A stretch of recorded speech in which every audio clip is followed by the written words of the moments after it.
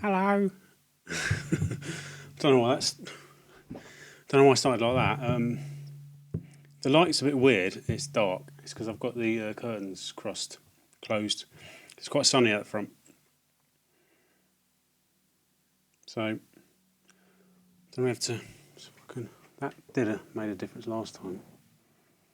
I can do that. Barely. Yeah. Pickups video. Um, this will be. This will be my fourth go at this. I got I got I got bored of looking back at my videos and seeing myself sat in exactly the same spot um, in this room.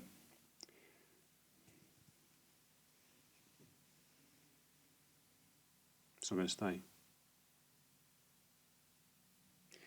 That's made absolutely no difference whatsoever.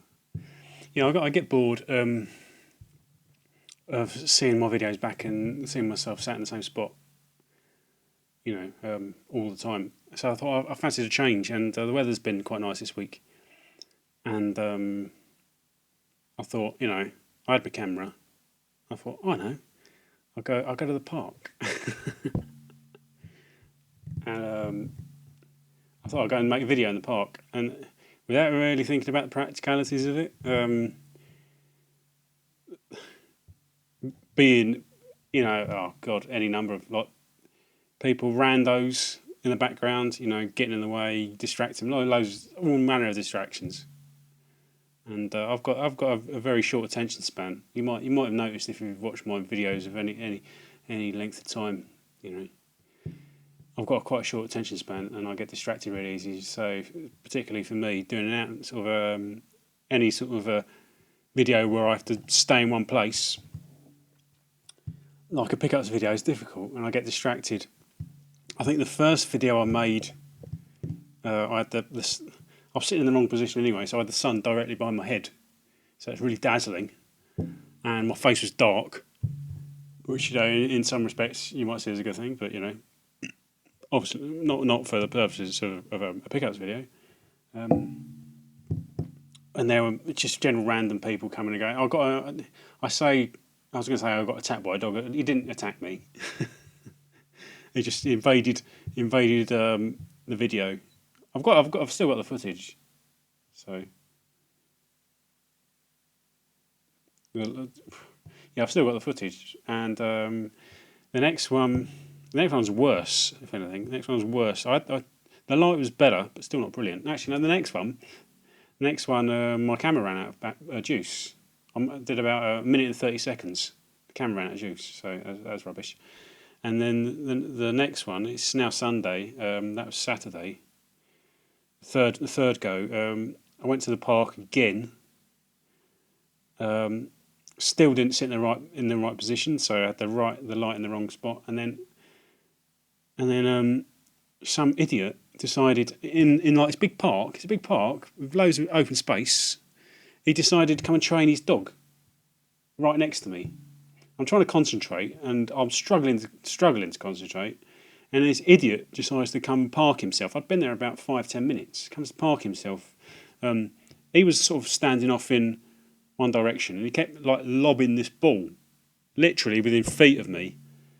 And then his dog would run after it, and he was properly into his dog training because he had one of those really high pitched dog whistles, and he was doing all these weird arm movements like signals to the dog, and he wouldn't piss off. And I've got that. You can't really see him; he's a bit far away, but you can see the dog, and you can hear the dog whistle. And I've got the footage of the rest of the park, and it's loads of open space with no one in eye shot sight, eye shot,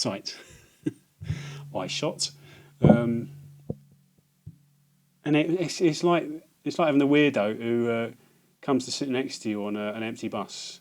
It's sort of a bit like that. Why? Why do you have to? But he did. I was distracted enough as it was. But yeah, well, this is a pickups video. I didn't initially have what I thought was enough for a pickups video, but then I went to the London Gaming Market this time next week. This time next week. This time next week. This time last week. We'd have been sat in the pub outside the London Gaming Market with some YouTubers. It was the first time I ever met any. It was really good fun. I'll get to that. I'll talk about that when I get to show you what I bought. But what I bought there sort of bulked up the pile of stuff that I've got, so I thought it was worthy of a pickups video in its own right. Or not in its own right, but anyway. Yes, right. Mixture of stuff. From mixture of sources. First one, only one eBay purchase. This is a pretty paltry eBay purchase. This is a game called Hunter. It looks awful, doesn't it? It looks, Jesus, it's a Midas game. Anybody knows PlayStation games, you know Midas is all, Midas are pretty shitty. Pocket price. I'm not liking this light, by the way. If I do that, will that make a difference? Let's move this one. That's made it worse. Wait there a minute.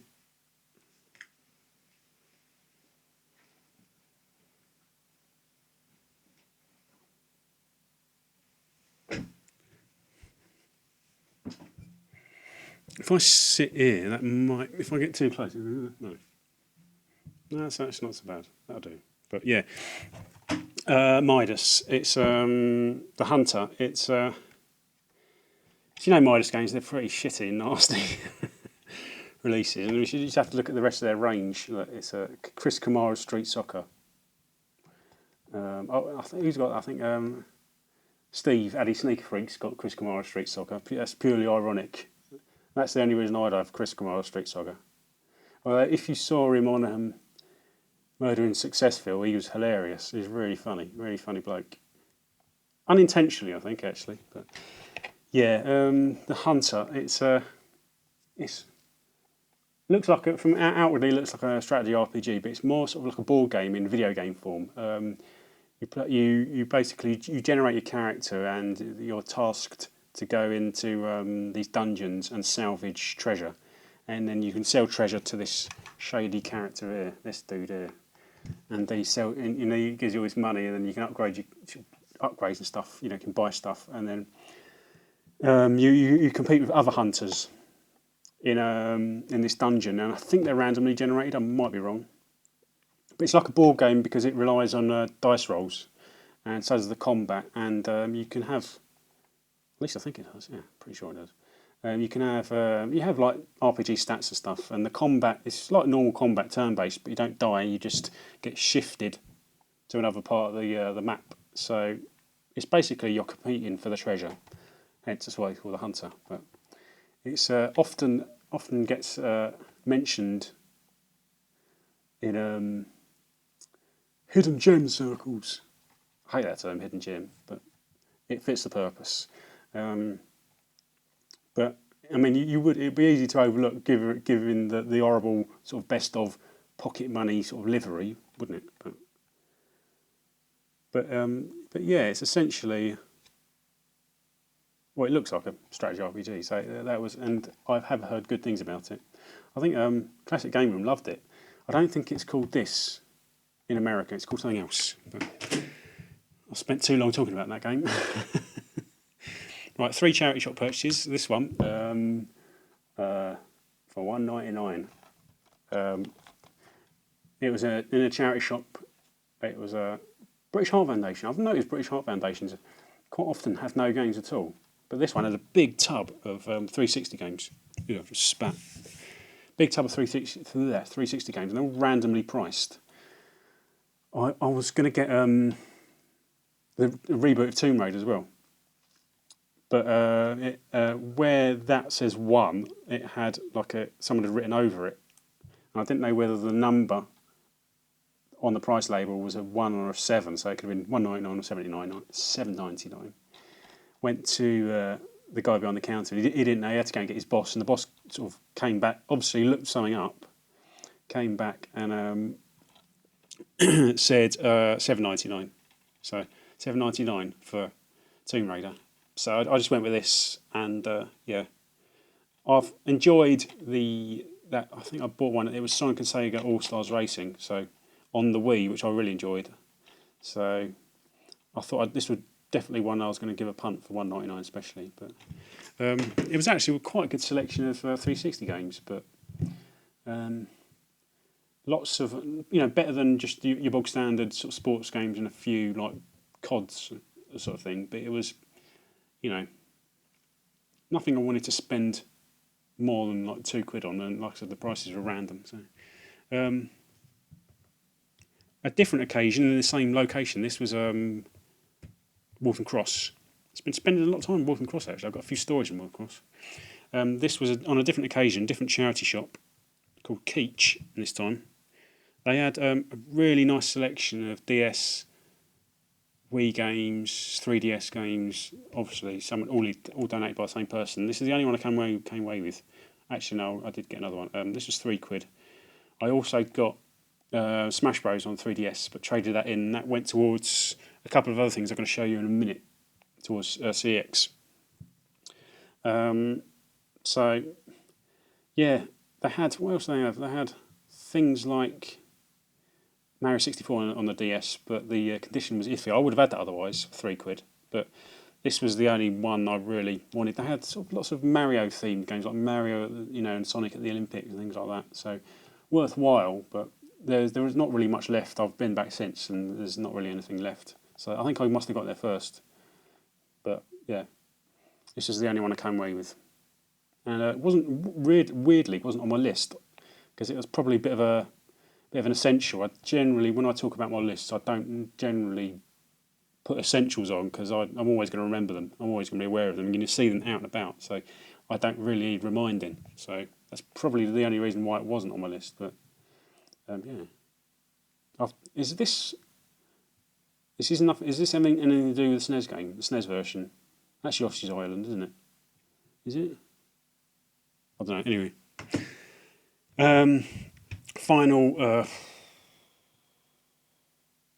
charity shop purchase. This one, I'll show you. Sorry, you saw it. That's another thing I actually forgot to mention. The video I made that will be scrapped, but I've kept, but it will be scrapped. I might show you a few highlights. One of them was one reason for actually keeping it was this is totally unrelated to this, by the way. I just sort of remembered something I wanted to say. I was sitting in the park. I was sitting on this sort of shitty log. It was like a tree trunk just in the middle of nowhere, and it was all rotten. So there's all these insects on it, and there's this weird little black wasp thing. And at one point, I noticed it caught a spider and it was sort of dragging it away to its lair. I thought that was worth keeping the video just for that, and I got it up close, only for sort of like a few seconds. But I thought it's pretty macabre. It's not something you often see in a pickups video, but yeah. Blood Will Tell. This is a bit of a hidden gem. I'm going to have to come up with. I often say sleeper hit, but I feel as much of a tit saying that as I do hidden gem. I don't know why it annoys me, but they do. Yeah, a good game, very good game. This is actually my second copy of this. My first copy I got from the late great Sean Sidious. I say late great, he's not dead, but he, in YouTube terms, he doesn't make videos anymore, and I don't think he's got a channel.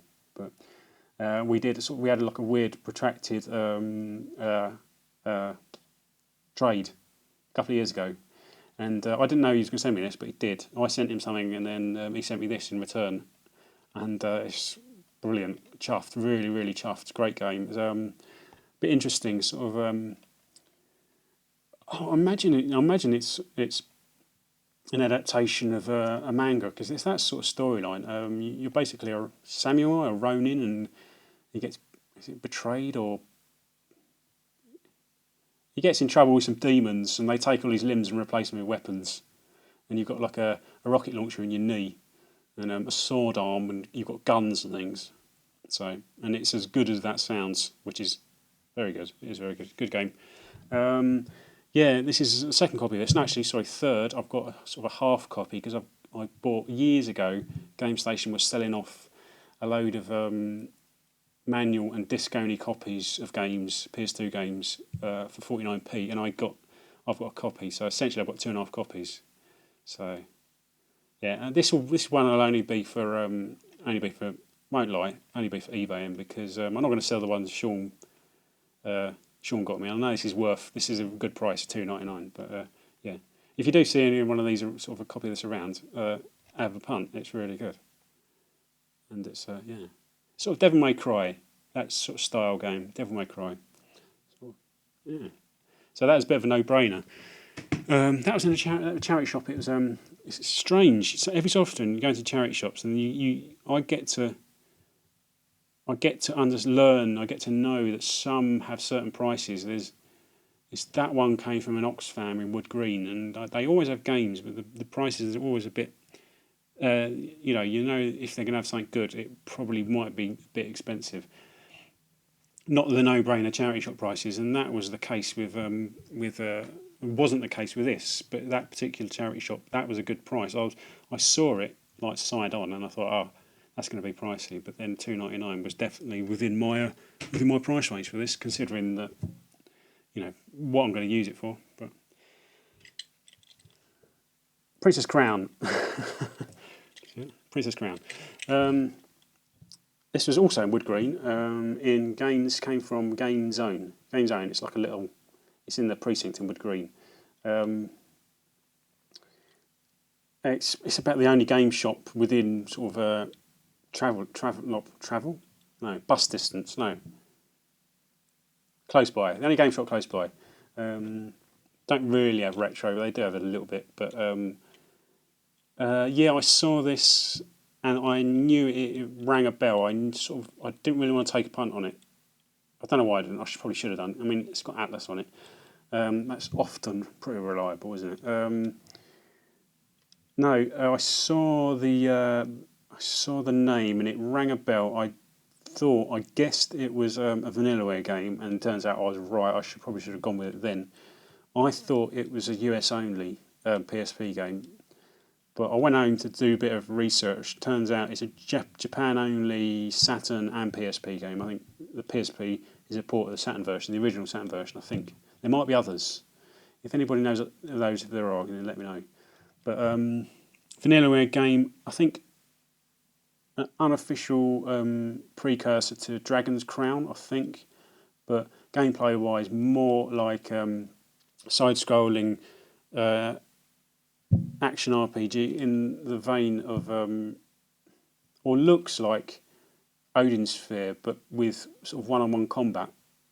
You move when you encounter an enemy. You move to sort of a combat screen, and it's essentially like a one-on-one fighter. So, I thought that was interesting in itself, even though it's an RPG and there's lots of dialogue and it's all in Japanese. But there's an online translation. Somebody's translated the whole thing.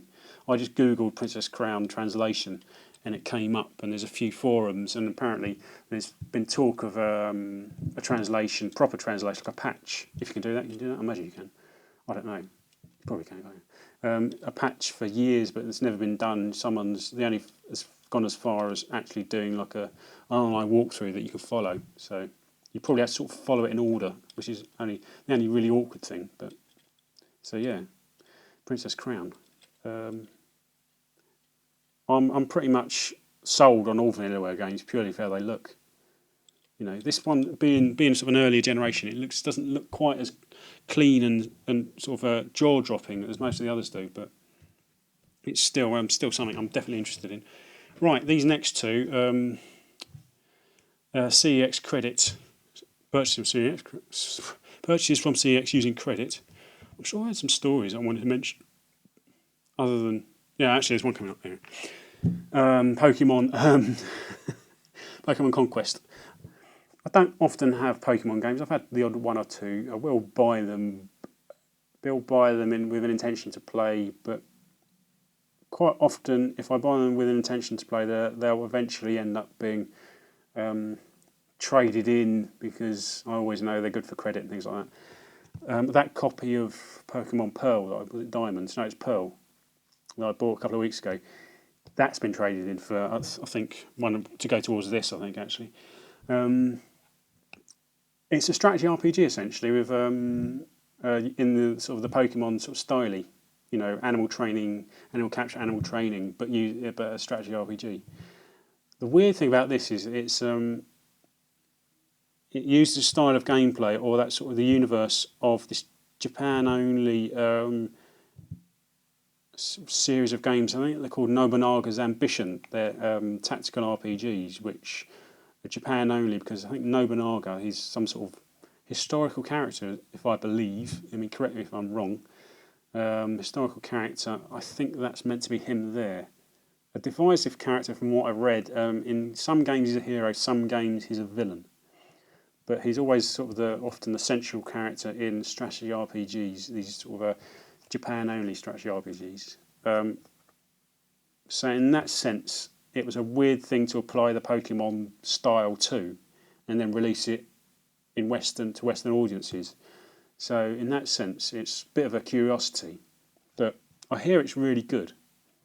I can remember reading reviews of it and getting positive reviews. I don't think GameSpot liked it that much, but every other review I've read has been pretty positive. And the price had come down, so I'd been looking out for it, and it was £30, and I had some credit, so went for it, and it was in my local branch, so it's pretty much a no-brainer. So, so that would be one of the very few Pokemon games I have in my collection. So it's supposed to be good. Not played it. Bit of a story, this one. I tweeted about this game or my inability to buy it. What was it? I had some stuff to trade in. One, I think, I can't remember what I actually had. I think I had a copy of GTA 5 on the 360, and there was a couple of other things. But essentially, what I had to trade in would have got me the lion's share of this. This is again Waltham Cross. Went to Waltham Cross, this is where they had it. And had all my stuff to trade in ready. One of them was a PC game. And if you ever try and trade PC games CEX, they often have a code, or some don't, so that you can trade them in whatever they are, as long as they've got the disc, of course. Others have a code SN next to the name, and SN means serial number, which means they need the manual with the serial number on the back, so that you can actually play the game. And the game I had was Lord of the Rings Battle for Middle-earth 2, the collector's edition, and it had the manual and it had the serial number on the back. I took it to the guy behind the counter, and he didn't know his job because he wouldn't take it. He said it needed to be sealed, and I've traded one in before, and we had a bit of an argument, went backwards and forwards, and I said, I've traded one in before, and he went to me, well, they shouldn't have taken it, and I knew exactly that I was right and he was wrong.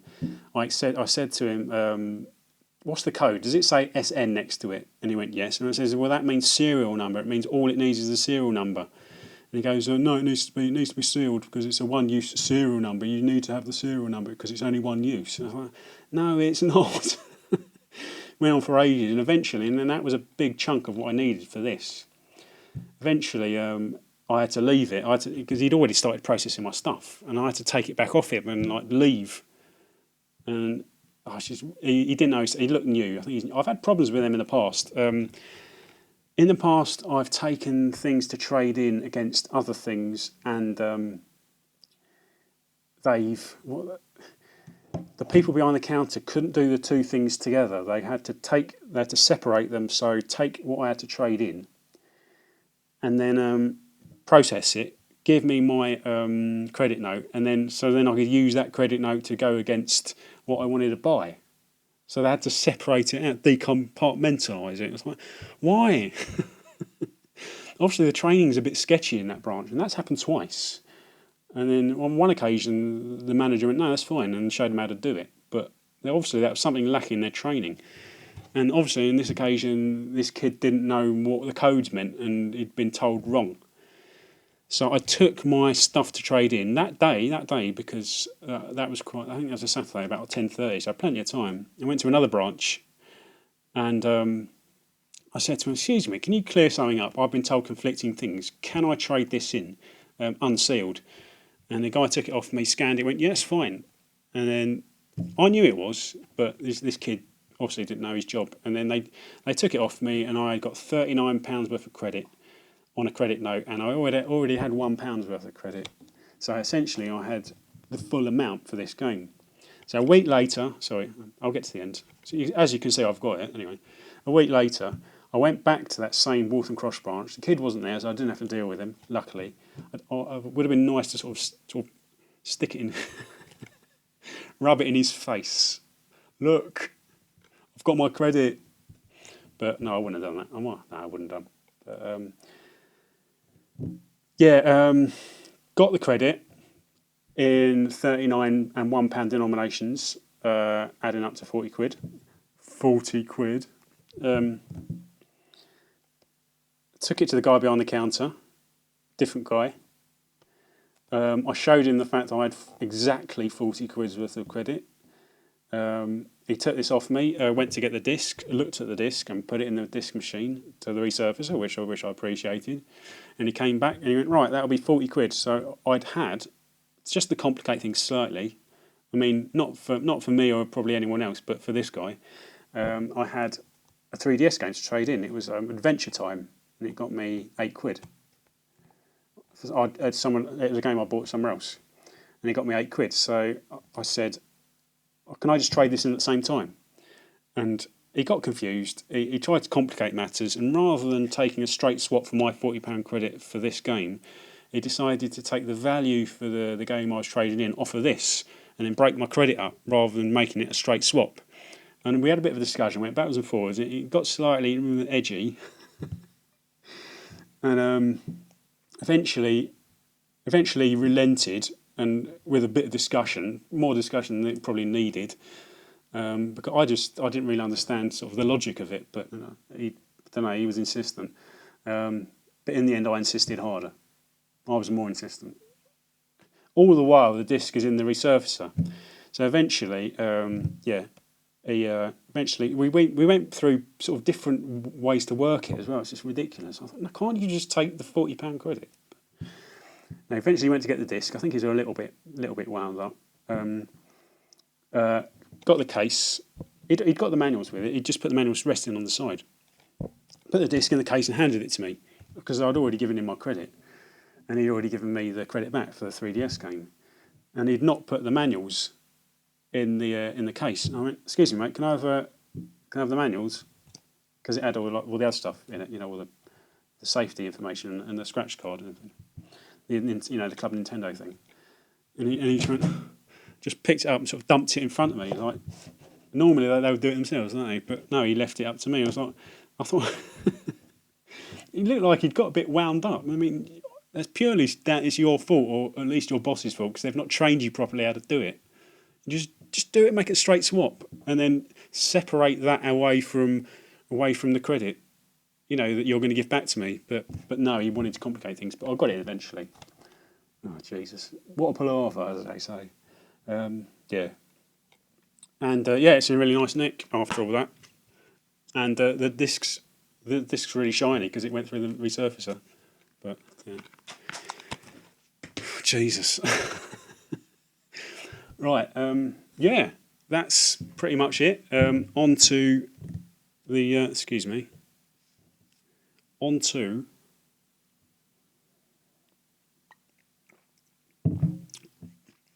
the London gaming markets.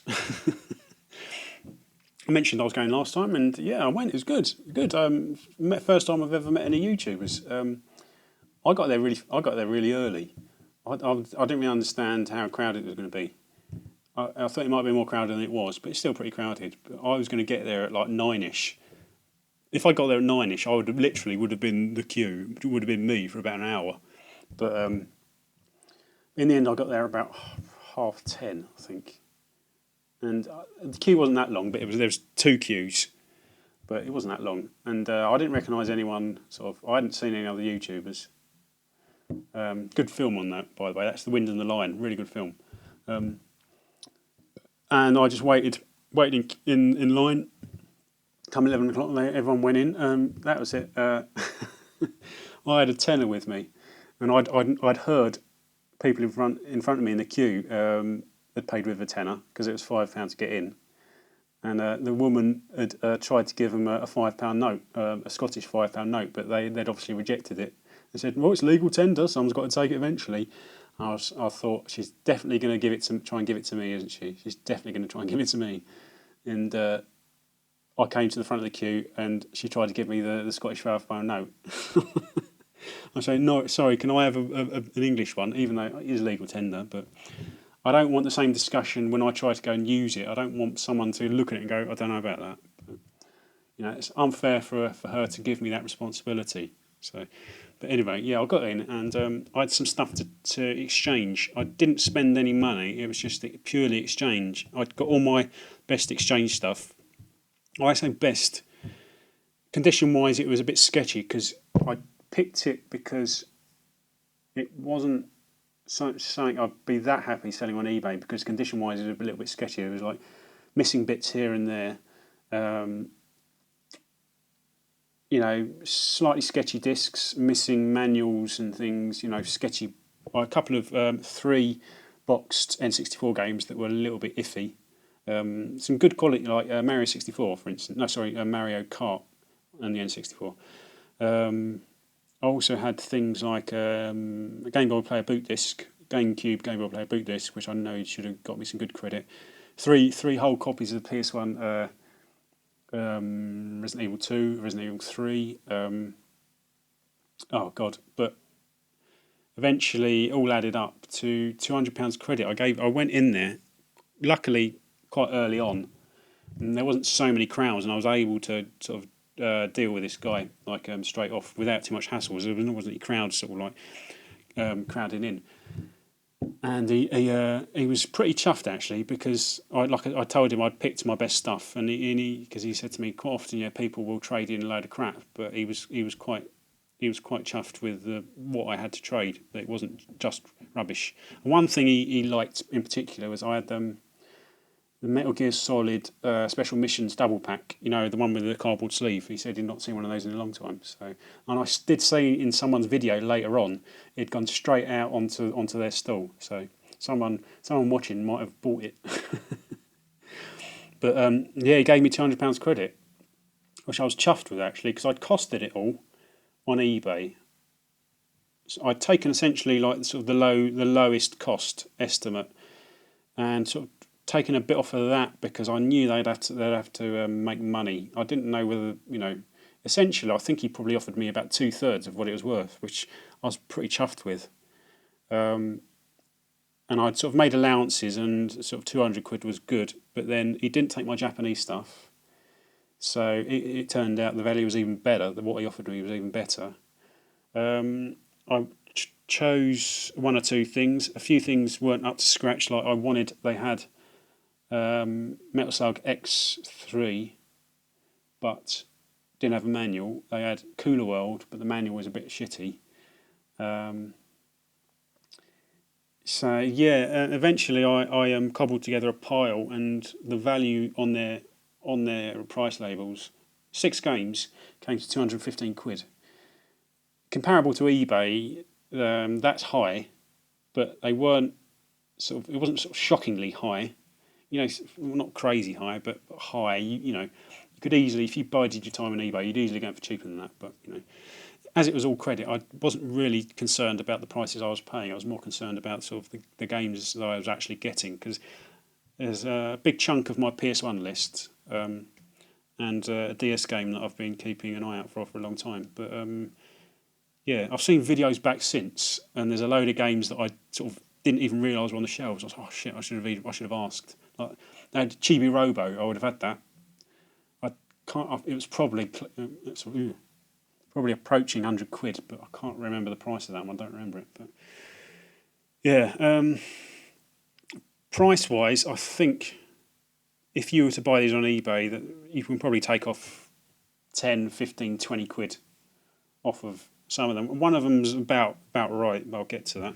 And this one, Akami Den, high up on my DS list. You could probably pay about 20 quid on eBay for this, but it's supposed to be really good quality game, and not so far removed, I don't think, is it, from the original Akami? I don't know, but this is quite difficult to get hold of now. I think often, I say difficult, but you can get it on places like Video Games Plus, but they'll be like the American versions. So like the sort of the PAL version or the Western version is slightly less uncommon, slightly more uncommon. But yeah, so 30 quid eBay, you're looking nearer 20. So, but like I said, as it's all credit. Right, PS1 games. Like I said, there's a big chunk of my PS1 list, which is essentially what I wanted to do. I was looking for high profile PS1 games. I also saw in Console Passion Mega Man X4, but that didn't have a manual. That's 70 quid, which is actually a decent price, but didn't have a manual, so I left it. First one, Harvest Moon. Not so high on my list actually. It was on my eBay save searches, but yeah. I didn't realise that a bit of a broken case. Literally, it's taken me a week to find that. But yeah, Harvest Moon. Yeah, it was one I wanted. A lot of these are, some of them are a bit lower down, some are a bit higher up. This is one of the ones that's slightly lower down, but it's definitely one I wanted, and it's definitely one that will get played. This one is a game I've had in the past. A long time ago, one of my very first pickup videos, I thought I'd found this in a charity shop, but it was taped up across there, and got it home, and it was someone had put some shitty demo discs in it. So I was like, that was the one and only time I've ever taken anything back to a charity shop, and they took it. I felt really cheap and sort of like proper skinflint taking something back to a charity shop. But so I'd mention you're going to say it. Oh yeah. That says Retro Plushy Games. That was the vendor. Decent bloke actually. He seemed like a decent bloke. Yeah. Poi Poi. It's a party game. It's like an arena sort of. You're like these characters in an arena. It's comparable to something like Bomberman, and you run around and you pick up objects and you throw them at your competitors. And each competitor has a life bar, and you can throw them out the arena, and you can just pick them up and throw the characters, your opponents. But it's 1 to 4 players, and it's supposed to be a really entertaining party game. And that's about the eBay price, so that was a really good price. And it's one I had a look out for. The sequel to that is even pricier. So probably the most uncommon PS1 game I got was Devil's Deception. I think you could probably get that for about half of that, 20 quid on eBay. But the thing is, I've had it on my watch list for a long time, and I know it pops up intermittently. It's not very common. I mean, common on eBay, but it's probably a lot more common generally. But as far as copies for sale, it's 40 quid about right. It looks shocking. It's from '97. It looks shocking. Hasn't aged well, but I like the Deception series. I've got Kagero on the PS1. I've got Trapped. I'm aware there's Deception 4 on the Vita and the PS3. I think there might be a US only Deception 3 on the PS1. I think. I'm not positive about that, but I just like they're quirking. It interests me the fact that there's been so many Western releases of something which is quite odd and unconventional. So it's I don't think you'll be able to see no. It's dated, put it that way. But it was definitely one I had my eye out on. I think I bid on one in the past, and they were going for. I wanted to pay like 20 quid. Sort of, I maybe paid 25, and they were always always slightly out of my price range. Digimon World 2003. This is one I had actually bought not that long ago. For 19, it came to about 20 quid, but the vendor had failed to tell me that it was missing this bit on the sleeve, so it went back, and the manual was a bit iffy as well, if I'm honest. So I went back, and they quite happily refunded me with my return postage as well, which is nice of them. But I think they had trouble selling it from that point on, because they asked for tips on what they should do to avoid any more complications. They actually took me up on it. They put more details of the actual, what was. They actually mentioned the missing thing on them. Whereas when I bought it, they didn't. But yeah, I think they sold it again for like 30 quid, but then that got returned, obviously, because it then got sold again. And they ended up making about 11 quid. So probably more what was worth, considering it was a bit iffy and slightly not totally complete. But yeah, that's heavy. That's probably about 20. It's about £20 game, maybe a bit higher. There are listings on eBay that have gone for around about that price, and people will pay it. But I think if you bide your time, you can get about 20 quid for this. But I'm not big, like I said, I'm not big into Pokemon Digimon games. But I'd seen long time ago seen gameplay footage of this, and I thought it looked like Breath of Fire 3. So I thought, no, that's going straight on the list. I'm not really 100% aware of how the game works. But purely because it looked like one of my favourite RPGs, Breath of Fire 3, I thought, no, that's definitely going on the list. But yeah, and now I've got it, so I can scratch it off. And that was right high up on my list actually. That was on the top end of the list, and it had a little star next to it. So finally, Metal Slug X. Again, that's probably about £20 game, I reckon. I've got 2 copies of this. I've got a PSP Anthology, Metal Slug Anthology, and I've got the PS2 Metal Slug Anthology, which is both copies have got Metal Slug X on. But me being a PS1 collector, I wanted it for my PS1 setup. So yeah, chuffed. That was another one I was really keen to get. So I'm actually those top 6 is what I came away with. Yeah, I was chuffed with that. And I got all that done before I met the other lot. I was just sort of basically walking out. I'd done all my stuff. I had a whole heavy bag full of trades, and I'd got rid of the majority of it in exchange for that. So I was chuffed. I didn't have to carry around this big bag anymore, big heavy bag. And then I just sort of milled around to see what else was available. I still had a bit to trade and a bit of money to spend, but in the end I didn't end up using any of it. But eventually was just hanging around, and then over the other side of the room, I spotted. Who did I spot first? I think I spotted Pete. Pete on a retro tip, and Scott Sega Saturn Lad, and Craig. Oh, I couldn't be sure it was Craig, as in Craig is here again, because I could have only recognised him by his voice. So I went over and introduced myself, and then as soon as he said hello, I recognised it was Craig. I realised it was Craig. So yeah, and then who else is sort of Dahl, Retro Godfather. All top lads, all like, it's strange.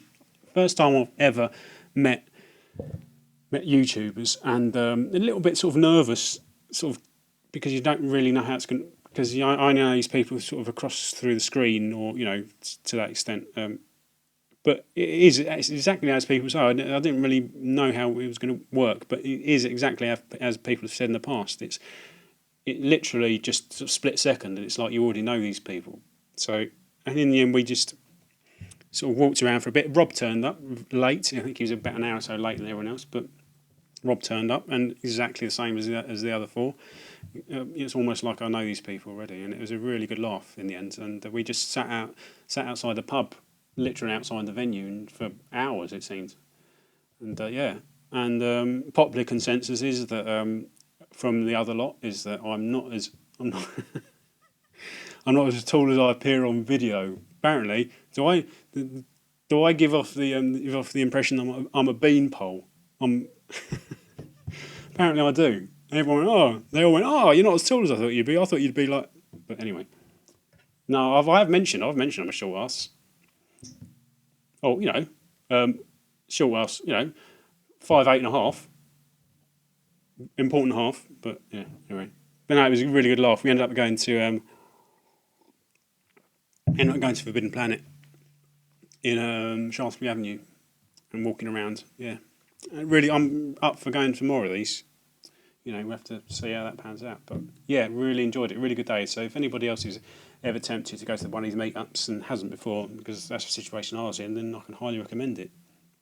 But yeah, so top job, lads. Top job. Yeah. Right. The 2 other versions of these full versions of this video I've shot have been 35 minutes, there and thereabouts. So that's the difference That's the difference. Sitting in the comfort of my own home makes a good 10 minutes worth of bullshit. But so sitting in sort of being a bit sketchy and wary in the discomfort of out in public with people sort of passing by, I'm more concise. Obviously, I'm 10 minutes more concise. But yeah, I'm going to let you go. There will be more videos coming up. Yeah, there will be, no doubt. What they're going to be, I don't know yet. I've really thought about it. I'll keep making promises, but I'll keep not fulfilling those promises. So maybe I should stop doing that. But anyway, yeah. Well, I'm going to let you go now. Thanks for watching, and